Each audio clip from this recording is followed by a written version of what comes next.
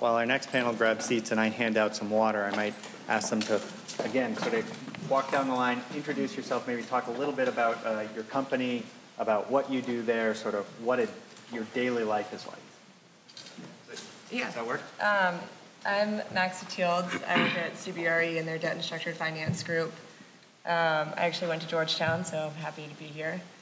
But I'm a lead production analyst. I work and mostly focus on the Mid-Atlantic region. CBRE is an enormous company, as you all know. You probably know them more as brokers and like leasing. You probably see them on the side of office buildings all the time. But what I do is actually very similar to what the leaders were just discussing. I focus on financing. I actually focus on apartment buildings, but I find it's huge buildings in the DC area, and because CBRE is such a big company, it's a little different than what some of the other people here might do, because I actually exclusively focus on the DC, Maryland, Virginia area. So I'd spent a lot of time driving the markets, as Sue was mentioning, and just looking at cash flows, and let everyone else introduce themselves before I get into it too much. Hi, I'm Karla Battillo, and I work with Berkadia. For those of you that don't know, Berkadia is a jointly owned venture of Berkshire Hathaway and Berkadia National Corporation. Berkadia has like 75 locations in the United States and in India. They offer mortgage banking, investment sales, and loan servicing. We, in this first or second quarter of this year, we had our servicing portfolio was $245 billion. Now, when I started with the company in 2002, so 12 years, and I started in loan servicing and asset management with the downturn. And just recently, I started working in the mortgage banking line of business, which what I do there is I'm working with the mortgage bankers and the investment sales guys to bring them leads. So we're looking at like the refinance of the existing portfolio or like loans that are coming up, and so we bring in new business in that respect. So in addition to that, though, also work with the servicing group as well. They're the ones that are going to help us with the refinance leads and bring that to the platform for the mortgage banking. Hi, I'm Schuyler Haynes. I work at Walker & Dunlop. We're a lender. We do Fannie, Freddie, HUD, capital markets, and we have an interim loan program, and we also just launched and are securitizing soon our first CMBS executions. We're the #1 Fannie lender, and we are 3 as of last year, hopefully up to 2 in Freddie, and top 5 in HUD. And what I do at Walker & Dunlop, I wear lots of hats. I came in as our COO's assistant from the Hill, and worked with reports because that's what they need all the time. And through that, I got to know the business from the top down, and had to know every single field on a transaction because I needed to run any report they wanted at any time. That also meant getting to know everyone on all the teams and figuring out who I could, scramble and find information on each deal. So I do a lot of reporting and forecasting for the sales teams. I also make sure that we have client coverage for portfolio retention. I also work very closely with our IT team to help the business users get their requests in a way that makes sense to IT, and then IT makes sure that they understand what they're hearing is what they're going to put into play. So I do pipeline management, contact management, reporting for forecasting, and then just a catch-all for any question that comes up. And I still work in the operations team, so directly for the COO. Have handed off the administrative duties, which was a I had to do that for quite a while, but paid my dues, and now it's really fun. So that's kind of what I do. Good evening, everyone. My name is Clarence Watson. I work at Berkeley Point Capital. And similar to some of the other firms here, we are a desk lender. It's a vertically integrated firm, which means basically that we provide agency debt for HUD, through HUD, Fannie and Freddie. And in addition to that, we also are a special servicer for the loans that we originate. And I work in the special asset management group. And basically what that means is almost kind of, I guess, a repeat of what you heard earlier today. Once a loan goes bad and it's an issue of possible loss, it comes to our group, which is the loss mitigation group. And we basically work with the borrower to figure out how we can get this asset or the loan back on track. And that's pretty much what I do. So, so question with the earlier panel, hearing what they were saying, were the things that really sort of struck you in that you'd echo, or you'd say, maybe add a little bit different color to, that some of the comments about either and maybe it's all a thumbs up, everything was right on track. Thumbs up, everything right on track? Yeah, I think so, yeah. So when you're working with these projects, when you're doing your day-to-day, it sounds like both there's a lot of work within the firm, working with other people there, and then you're also working with customers, with clients outside of the firm? Yeah, absolutely. Like, for example, what I spend a lot of time doing is going and meeting with our sales team, and they are selling properties all over the area. And I go meet with them and the prospective buyer and talk to them about the financing, and then it works hand in hand, because if you're keeping that within CBRE, you can make sure that the sales team is going to have their sale, because we can manage the debt side and make sure that the buyer is going to be able to close on that sale, because we're not going to screw up the financing for our sales guys. But so I spend a lot of time you spend a lot of time quoting deals that may or may not happen, and there's just so much competition out there.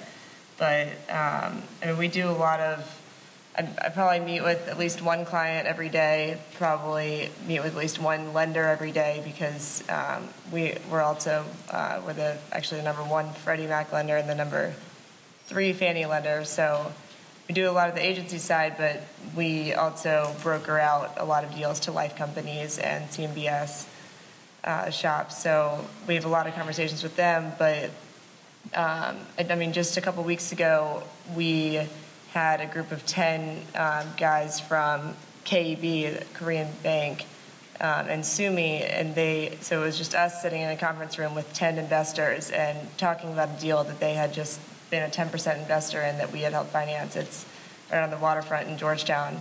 So it's really interesting talking to them. We had a translator, and you're hearing their thoughts on the deal. They're actually going to go see the property for the first time. So it's a lot of time crunching numbers, that's for sure, but a lot of interaction with clients, which makes it pretty exciting as a young person in the industry. Karla? Well, as I mentioned to you, this is new to the mortgage banking side of the business. But from the loan servicing perspective, when the borrower is out of lockout and is looking for financing, that's where I would get in, where I would be involved today, is take that lead and bring it to our sales investment team and then our mortgage banking team to see if they can work out a deal in finding the right loan for the borrower. I do know that I'm in the Atlanta office, and we have a team there that the proprietary bridge lending program we have. And so recently we closed on an $85 million mixed-use loan where so they needed the bridge financing for some short term, and then in turn, after they repositioned the property, and they Berkadia found permanent financing for them. Schuyler, you said you were on the Hill and then you moved to Walker and Dunlop. So when you're thinking about commercial real estate, what are some of the things that either brought you, or that now that you're there you think, this is what commercial real estate's about, that's different from maybe other things that you saw out there? Well, to be honest, when I first interviewed, I really wanted to pay my rent. And so that was the main driver of my interviewing. But I think it was really interesting going from the Hill, and I left as a legislative correspondent working for a congressman from Michigan, so the auto bailout was going on. I was working for, it didn't really matter in Michigan actually which side you were on. They were going to vote for the auto bailout, but you were getting tons of heat from all different sides, mainly from the Republican Party. And so it was interesting going from the Hill and then going and working in finance and seeing how things that happen on the Hill really do affect business right away. Because when you're up there, there's so much going on, there's so many different industries, people coming into lobby all the time, and it was hard to really get a grasp of how much money $1 billion is when they're talking about hundreds of billions all the time. And again, I was right out of college. I was a history major, so you guys obviously know a lot more than I did going in. And so I think that was a good perspective, being able to see the way the Hill works and the way policy's pushed, and then the way it affects business. That was cool. Clarence, what brought you to commercial real estate finance?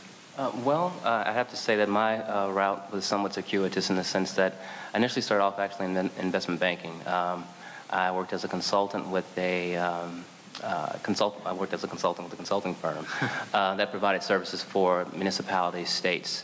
And the area that I worked in was actually in the transaction area. So basically we provided financial advisory services for example, let's say this DC, for example, if they're issuing bonds, general obligation bonds. So it was our responsibility to basically help structure the debt and ensure that they were getting basically a good structure and a good rate. But I always had, an interest in real estate.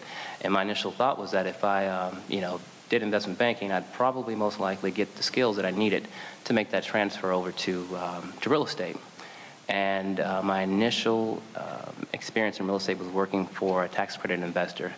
And simply put, that basically means that they provided equity for affordable housing developments. And that was really a small niche, which I imagine most folks in real estate are aware of. And I wanted to get a much broader sense. I then left there and then went to a competitor that I won't name today. And I worked in their REO group, which means real estate owned. And basically there what we did was this was actually during the credit crunch. And so there was a huge amount of work, and what we basically did was we tried to figure out a way to minimize our losses. At that point in time, back in 2010, it was already pretty much a given that we were going to take a loss. But the thought was, how can we minimize that? Do we sell today, as soon as we get the asset, or can we possibly work this deal out, restructure the loan, or is it an issue where we can actually put some capital into the asset, hold it, and then sell it later? That was pretty much a mixed bag of results. Sometimes we came out on top, other times not so much.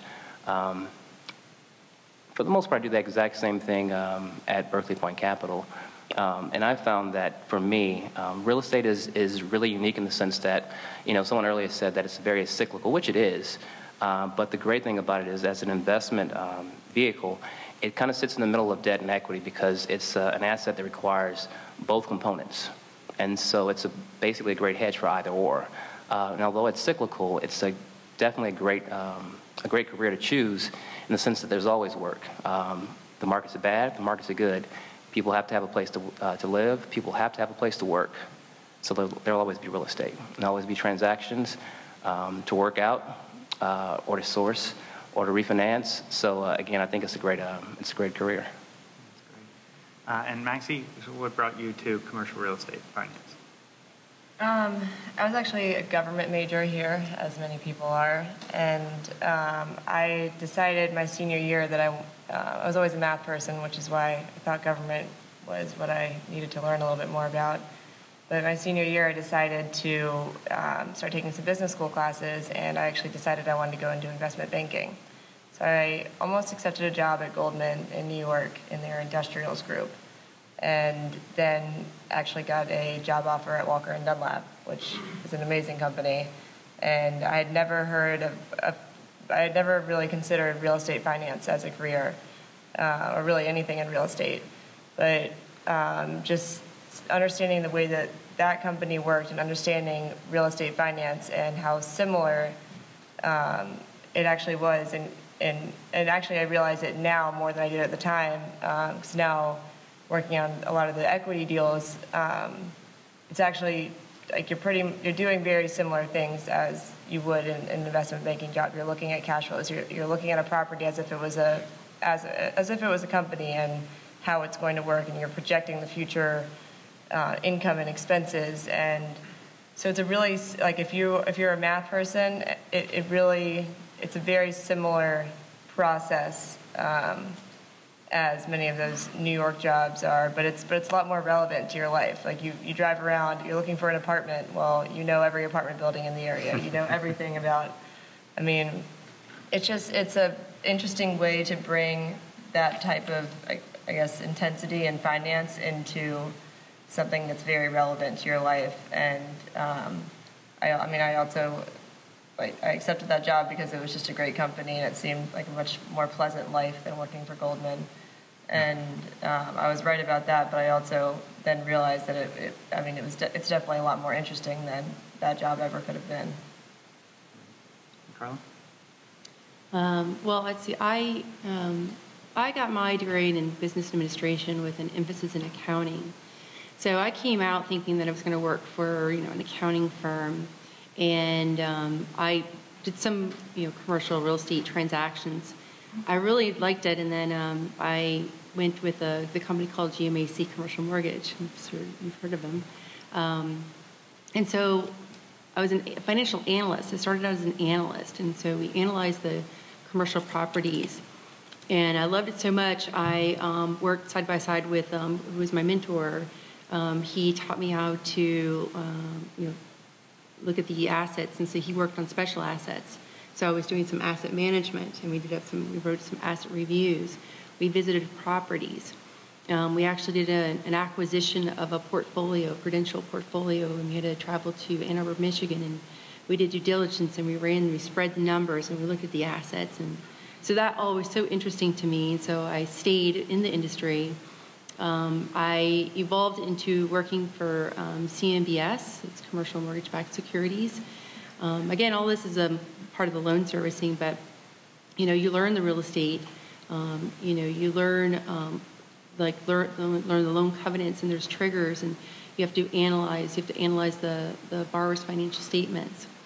And then there was the downturn, so I got involved even more in asset management. And then with the market changing, everyone, the production, it's all about making deals now. And so I'm now working with doing the refinance initiatives, working in our production office. Any questions at this point? Anything up there? All right. And when you think about career development in the industry, we heard earlier some circuitous routes, some relatively straight routes. When you look at sort of your company, at the way it's helping you evolve as an employee, some good opportunities in the industry, some paths ahead. You see different routes, and then do you see the support coming to help you get there? Do you want to start off? Sure. Well, it's very, very, very rigorous, and I think, and it's transferable. So no matter what part you're in, whether you're in, like I mentioned, like loan servicing, and you understand the real estate aspect of it. And the thing is that it's changing. It's emerging, and there seems to be more complex deals. So there's always something to learn. I learn something different almost every day, and I enjoy it. It's challenging. Schuyler? Yeah, I think it's what's great about commercial real estate finance is there are so many different groups that you can go into and transfer into. I mean, you've got a marketing team to a servicing team, and all of them require different skill sets. But if you, especially at Walker & Dunlop, we've had assistants move into underwriting, asset managers move into production, analysts to eventually do sales and servicing because they've worked with the customers and they want to be on the front end of the deal rather than on the back end. And so that's what's really nice is it's a people are willing to help you grow and help you grow in different areas if if you've learned what you want to learn in one.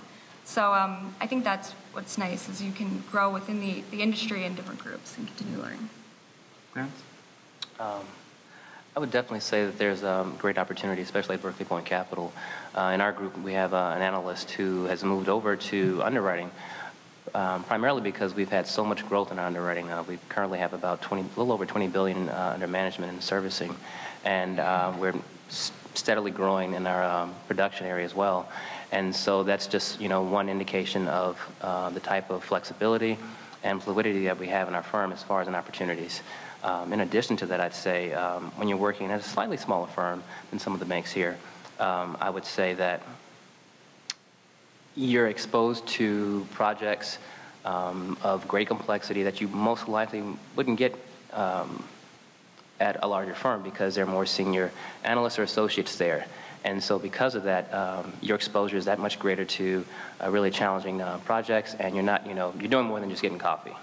Not to say that analysts just get coffee there, but I'm just saying at Berkeley Point Capital, there's a lot of opportunity. I think there's definitely a ton of opportunity right now, especially I've actually heard this before we started tonight, and I've heard this from many people that a lot of people are looking for people with an underwriting background.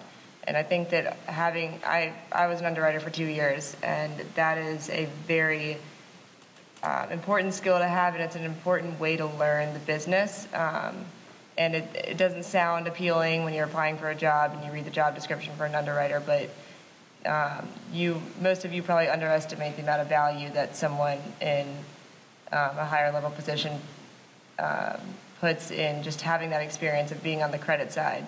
And I think that's something that many of you should pay attention to, that the job might not sound as glamorous on the onset. The first year might just be plugging in numbers, but it's getting into a real estate finance firm and really understanding the bigger picture, because what some of these firms do is so specialized, and it's something that you don't learn in school. And being part of the company, you understand the bigger picture, and you understand the way that the processes work. Like Schuyler is a perfect example of someone who has moved up to take on an enormous amount of responsibility just because she learned the bigger concepts. And I think that that's something really important to realize as you're looking for jobs and looking for opportunities. One thing I sort of got from the earlier panel was that the way that the industry sort of ends up getting in your head, hearing you talk about it, hearing them talk about it, and just being intrigued by a new building or what's going on with that financing, or it ends up being really cool to think about, like, how are they doing that kind of a thing? Have you had some experiences like that where you come home and all you want to talk about is like this new building that's being built, and no one else thinks it's exciting except for you? Right. Yeah, I do that a lot. It's very exciting, and when you work on a deal, you work really hard on a deal, and we worked very long hours, and there's ups and downs, but it's really exciting. It's problem solving, and it's absolutely exciting. Is there a particular project that you think about where you go, oh yeah, that was either the property was a particular thing or the financing was a particular thing, or they're all sort of I'm putting you on the spot here. No. I can't even think of one that didn't have that type of situation, but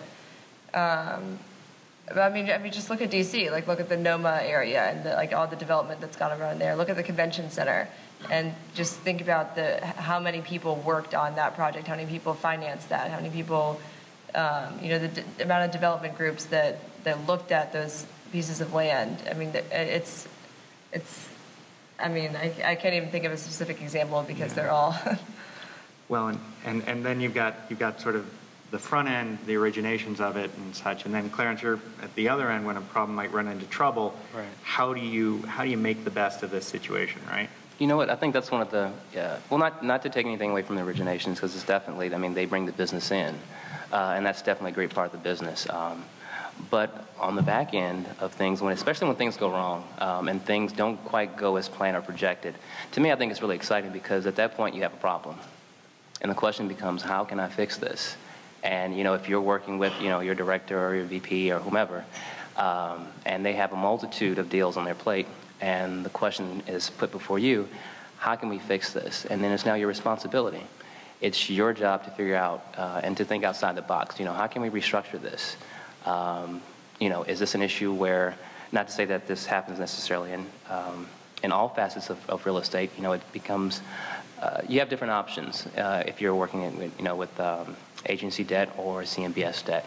But in the confines of those two structures or those two pieces of the credit markets, trying to figure out, what's the best route to take. I think it's really exciting. There have been times when we've had a deal, let's say, if I can think back. Well, for example, there's a deal actually in the DMV area that had an issue because of the earthquake. Now, mind you, you guys probably remember the earthquake, which was somewhat odd being in this location of the country. But I'm working on a deal right now that suffered some damage. But lo and behold, the issue was not necessarily the earthquake, but it was construction. And that was discovered after the earthquake. And so now there's a battle on how is that rehab work going to be funded. And our company is playing a role in servicing that debt and trying to figure out, what's the best route to ensure that this asset can continue to perform.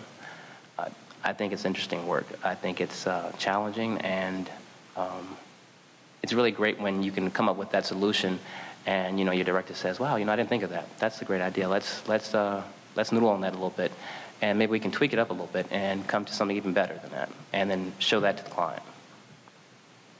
So a lot of teamwork in this, sort of across the board. Teamwork sort of across departments, working with other people, bouncing ideas off of each other, that sort of thing. Questions? Any other questions from folks out there? All right. Oh, one there. Hi, my name is Sam. I'm a first-year MBA here at Georgetown. Thank you for your time tonight. So we've heard a lot of people talking about relationships, mentors, and clients, and how you're sourcing deals, getting repeat business, and how you move your way up in the industry. Can you talk a little bit about your personal experience and the power of relationships in forming your career? They say this is a relationship business. I hear that all the time. So anyone want to take a first one on that? Schuyler, you want to? Sure. So I work directly for our COO, and he actually started in sales. And so lately, as I've been doing different things, I've started to go on sales calls. And I went up to New York with our CEO, actually, to do some investor meetings and client meetings. And I think that the relationship part, it's so important to just stay in touch. So throughout my boss's time when I worked for him, he would always bring in people and have them meet with him, even when I knew we weren't hiring anyone, but just to stay in touch, right?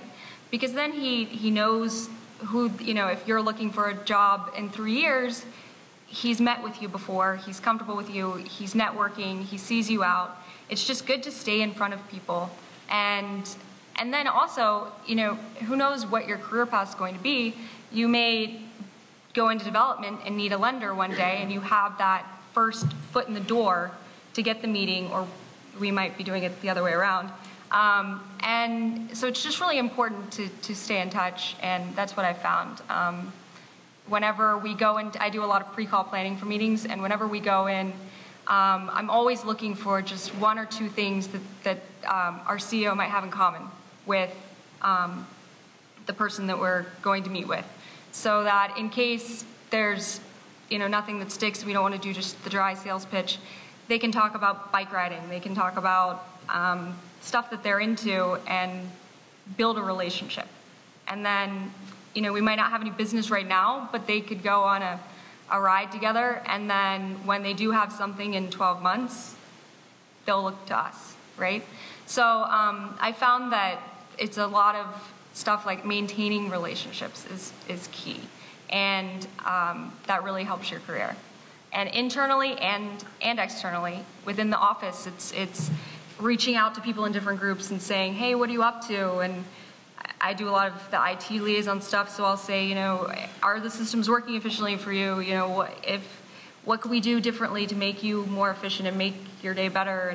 And just throw stuff around. And then that's a fun project that could come up, but you're also building your relationship with the people inside. So. Maxi, a relationship business? Yes, absolutely. I would 100%. And I would say the one thing to really realize is that it's not like you meet someone, you get along with them, you find someone in common, and immediately they give you business. It doesn't work that way. But it's the people that you meet and you make a good impression on. You don't do the business with them, but then 3 years later you run into them again and you remember them and you remember that conversation. That's what gets you. That's what gets you the business, and that's what makes people successful, is having the ability to do that. And I think that I think a lot of times when you're looking for a job or you're looking to network, you think that people don't realize or don't remember you or don't want to take the time to meet with you. But it always comes around, and everyone's always happy to talk to someone for 15 minutes and give them some career advice. And chances are they'll probably come back around at some point in their life. I mean, actually, ironically, Grace was sort of a mentor to me. She started Beach Street before it was acquired by Capital One, which was one of Walker and Lott's greatest competitors. But I met with her through a family friend just because she was another woman in the business. We had lunch, then we got coffee, and she was just a great mentor to me, even though she worked for our competitor. And it's a great relationship to have. I wasn't going to get any business from her. We did the exact same thing, but it was a great relationship to have, and now I'm here with her. So it absolutely is relationship business. It's funny, for a $2.6 trillion industry, it is really small. Right. A lot of times. You get to see people again and again and again. And to go back on the generation thing, I think with the sales and the turning around a deal, that's definitely something that probably the younger generations, we do get frustrated. You have that meeting and you're like, okay, where's the deal? And that's something that you have to lower your expectations with probably a little bit, because it doesn't happen that way. Yeah, just because you meet with someone and he, like the way that her boss does, like he doesn't have a job opening that minute, and if he hears someone else that needs someone to fill a similar type of position, he's going to remember you, and it's just, those meetings really get you far. Mm-hmm. So you all, sort of to wrap up here, you all have friends in other industries. You see what they do, you see what you do. Sort of from your perspective, what makes commercial real estate finance a great industry to work in? I'm going to maybe bounce around. Karla, you want to kick us off on this? Sure. I mean, I think when I think about that, I think it brings like three things together. It's real estate, it's finance, and it's law. And again, you learn so much from it, and with today's the changing, you just learned a lot. And like I said earlier, it's very rigorous and it's transferable. And Schuyler, how about you? So in the DC area, you've probably encountered a lot of developers, a lot of people that do construction, and they would say that they're the ones that do the deal, right? And I think that I always have to I feel like I'm defending, but I always say, well, if you didn't have it financed, it wouldn't happen. So you're playing a really important role in building and improving where we live. So that's what makes it cool. That's great. And I think the one thing that I would say is that, like for example, I have friends that work in pharmaceutical development, IT, education. And I would think with my career, I can see the things that I work on. I mean, I can physically go out and touch them. But not only that, I know and I understand that there's an immediate and direct impact to the people that live there. Or when I was at another firm that was in CBS, where they may have worked, or where they may, whether it be retail or office space or an industrial building, there's a connection there. And especially in asset management or special asset management, if something should go wrong, or if you make a wrong calculation as far as in your strategy, it could be the difference between, you know, an office building or a retail strip center going dark or being thriving. And so knowing that I had that impact, or I had a hand in that, I think that's important, and it's attractive, and it keeps me coming back every day, and sometimes every night, but it just depends on the deal. And then to wrap us up, Maxi? I mean, I just think it's just a very exciting industry to be in. You have, I mean, it's tangible. You can go see the properties. You can, you know, you live in them, you live and work in them. But at the same time, and so they're always going to be there. It's not like a company that you're working on that's going to go bankrupt and then, you know, there's nothing else for you to do on it. The property's going to be there. It's going to be available. So it's somewhat constant, but at the same time, you know, when treasury rates plummeted today, and like I don't even think that I like took a sip of water today. I was just running around all day, and it was like there's a sense of urgency, which I know someone mentioned before, that just makes it really exciting. There's the relevant. I mean, it's just relevant to your life, and you mentioned it ties in the legal aspect, so it just really pulls a lot of things together.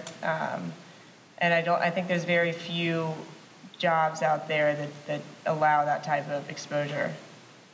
So, help me give a round of applause, please.